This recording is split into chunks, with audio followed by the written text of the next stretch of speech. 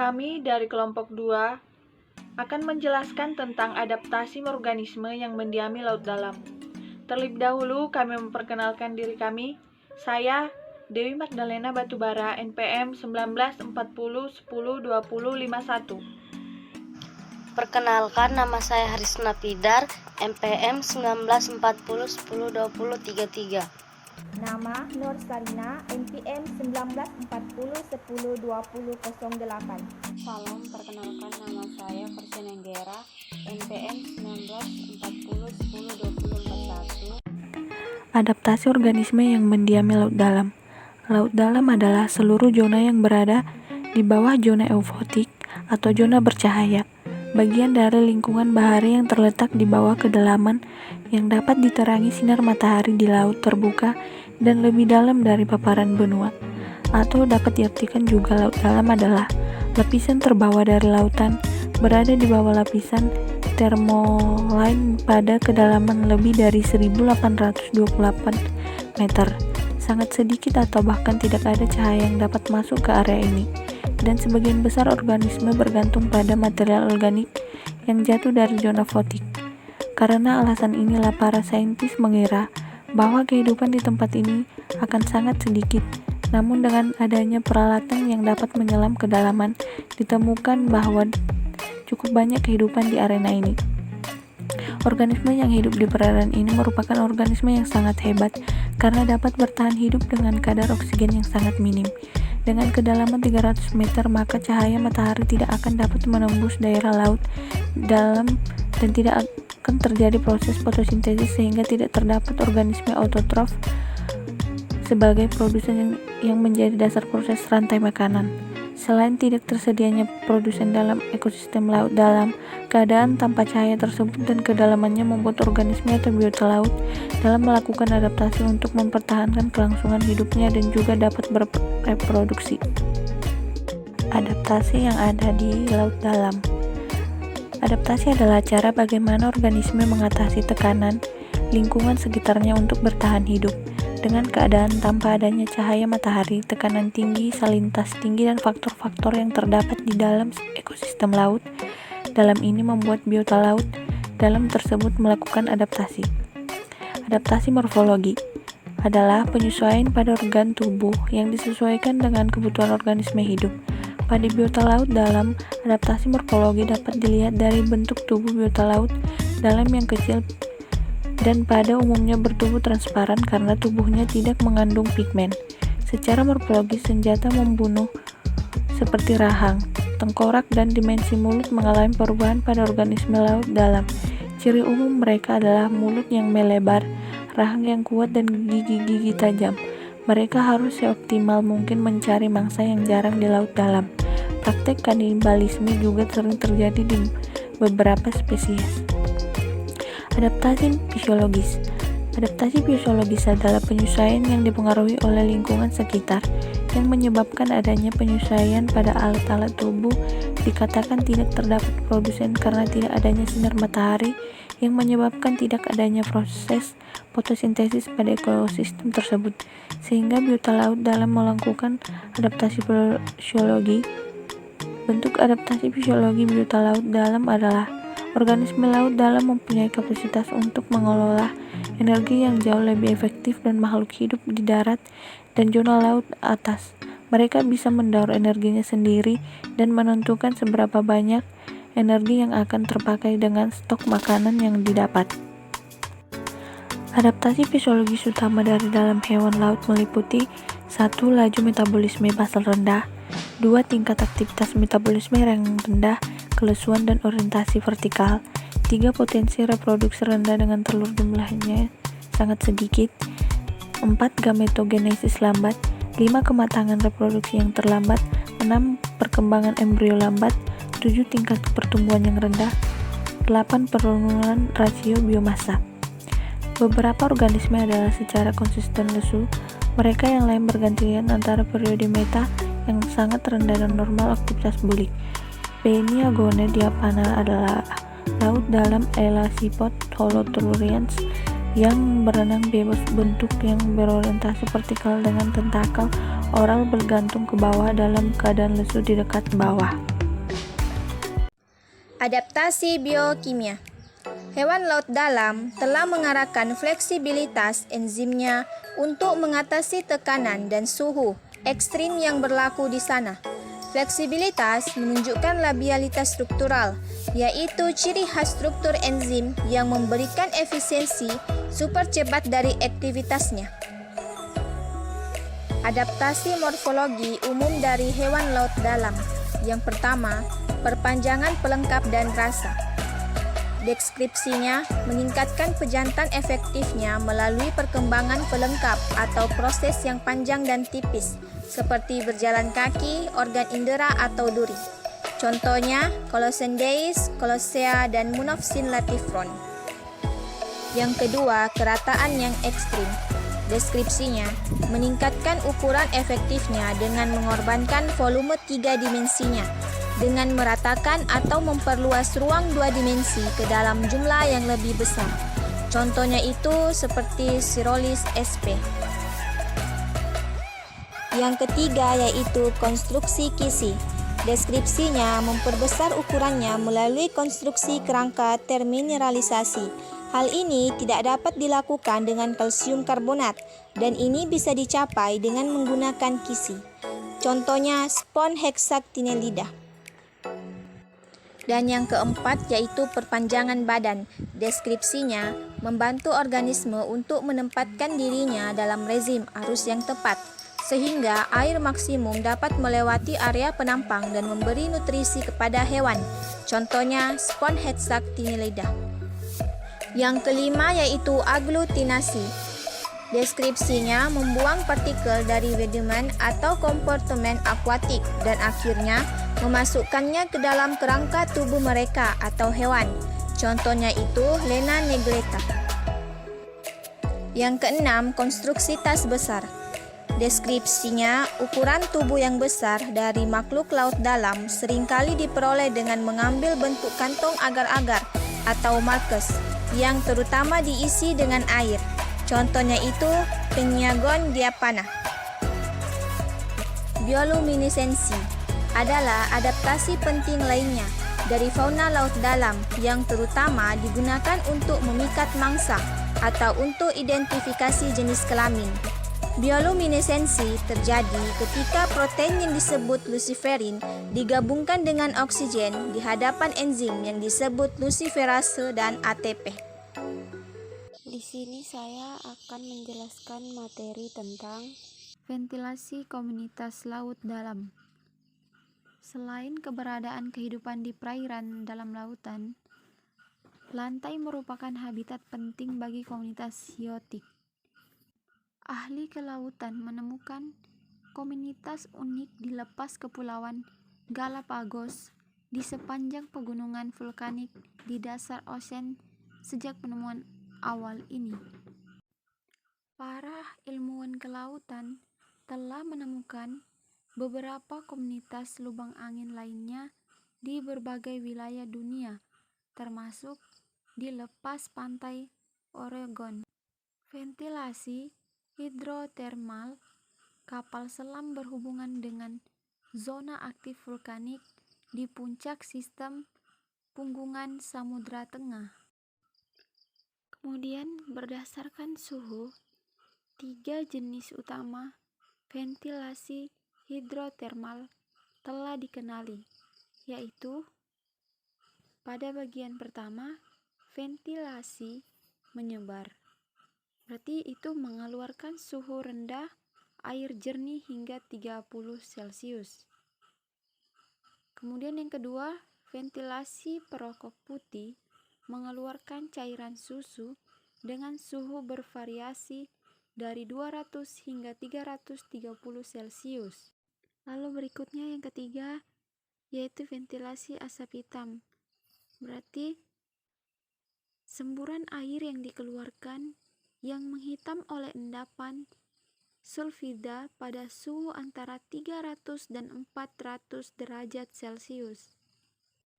Selanjutnya berdasarkan pengaturan geologi, malventilasi hidrotermal dapat diklasifikasikan menjadi dua jenis utama. Adapun yang pertama, yang berada di pusat penyebaran sedimen, dan yang kedua, yang berada di pusat penyebaran yang tidak tersedimen. Terlepas dari suhu dan tekanan yang ekstrim, komunitas mandiri ini adalah beberapa yang paling produktif di laut dan berdiri sebagai bukti ketergantungan komunitas biotik pada sumber energi non-konvensional. Dua fauna umum dari komunitas ventilasi hidrotermal terdaftar di sini, yaitu yang pertama kerang putih raksasa dan yang kedua adalah kepiting. Spesies komunitas ventilasi memiliki ciri-ciri umum tertentu seperti yang tercantum di sini. Pada bagian pertama, ciri-ciri umumnya yaitu sebagian besar spesies memiliki larva planktotrofik dan memiliki perkembangan non-planktotrofik. Kemudian yang kedua, kerang panjang, kerang cacing tabung atau berbagai macam hewan lainnya bergantung pada bakteri.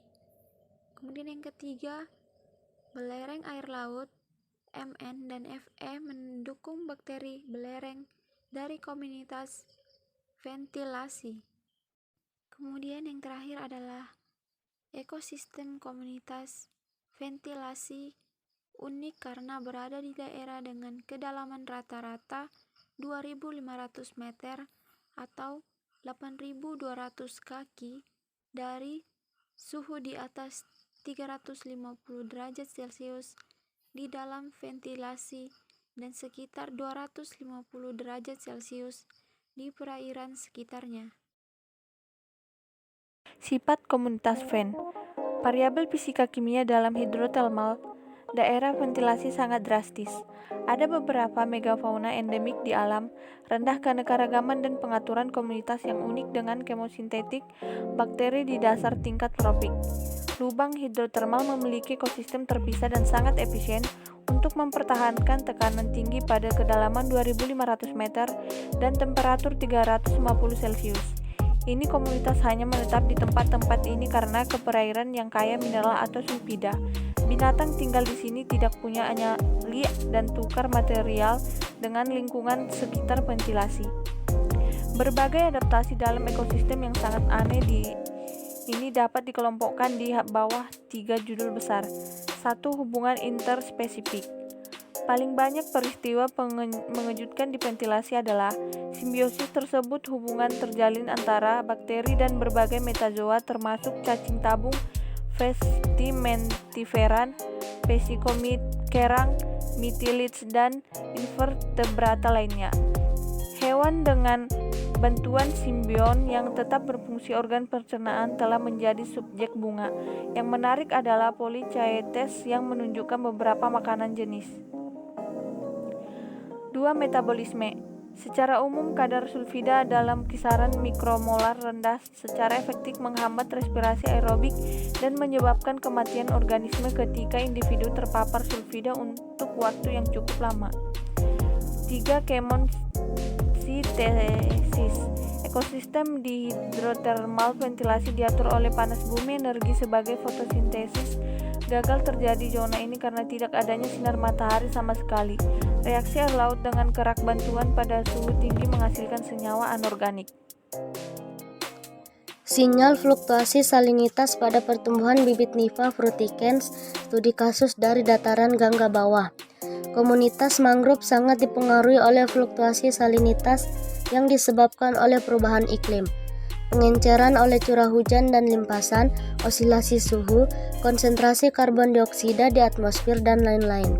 Semua hasil dari perubahan komposisi atmosfer dan perubahan permukaan tanah. Kenaikan permukaan laut relatif mungkin merupakan ancaman terbesar, karena kejadian tersebut meningkatkan salinitas seringkali di luar toleransi spesies mangrove yang sensitif. Kondisi garam yang berlebihan menghambat perkecambahan benih dan menghambat pertumbuhan dan perkembangan bakau. Sundarbans, India, bagian hutan bakau yang terkenal di daerah tropis, secara bertahap kehilangan daun Heritiera atau umumnya dikenal sebagai Sundari karena peningkatan salinitas di sektor tengah kompleks delta di sekitar Sungai Matla.